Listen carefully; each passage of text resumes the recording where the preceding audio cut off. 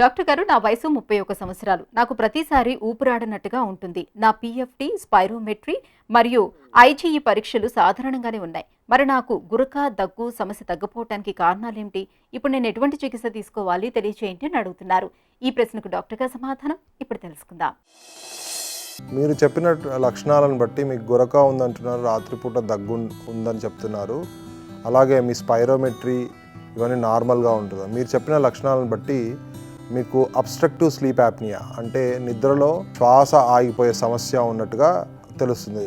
ఈ obstructive sleep apnoea అనేది ముఖ్యంగా అప్పర్ ఎయిర్వేలో నాసల్ అబ్స్ట్రక్షన్ కానీ, ఓరల్ ఎయిర్ అబ్స్ట్రక్షన్ కానీ, లేదంటే హైపోఫారింజల్ అంటే స్వరపేటిక దగ్గర ఉన్న టిష్యూ, సాఫ్ట్ టిష్యూ లో అబ్స్ట్రక్షన్ వల్ల కానీ ఈ అబ్స్ట్రక్టివ్ స్లీప్ యాప్నియా రావచ్చు. ఈ వీళ్ళలో పిఎఫ్టీ, ఎస్పెషల్లీ మీరు యంగ్ ఏజ్లో ఉన్నారు కాబట్టి ఈ పిఎఫ్టీ ఇవన్నీ నార్మల్గానే ఉండే అవకాశం ఉంటుంది. ఇది నాన్ అలర్జిక్ కాబట్టి ఐజీ కూడా నార్మల్గా ఉండొచ్చు. బట్ ఇది ముఖ్యంగా నిద్రలో జరుగుతుంది కాబట్టి నిద్రలో ఈ శ్వాసకు సంబంధించిన కండరాలు అవన్నీ డీప్ స్లీప్లో కనుక రిలాక్స్ అయినప్పుడు ఆ సాఫ్ట్ టిష్యూస్ మజిల్స్ కానీ, లేదంటే టంగ్ వెనక్కు ఫాలో అవడం వల్ల కానీ ఈ అప్పర్ ఎయిర్వే అంటే శ్వాసనాళం మూసుకొని పోయి ఊపిరి ఆడకపోవడం జరుగుతుంది.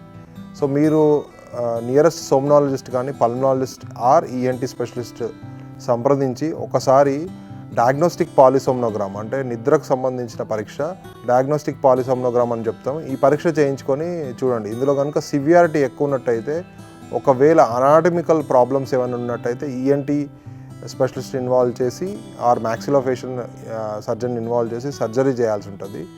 సాఫ్ట్ టిష్యూ ప్రాబ్లమ్స్ కనుక ఎక్కువ ఉన్నట్టయితే సిప్యాప్ అనే ఒక పరికరాన్ని మీరు వాడవలసి ఉంటుంది. సో ముఖ్యంగా మీ దగ్గర ఉన్న ఈఎన్టీ కానీ పల్మనాలజిస్ట్ని సంప్రదించి స్లీప్ యాప్నీకి సంబంధించిన టెస్ట్ మాత్రం చేసుకోగలరు.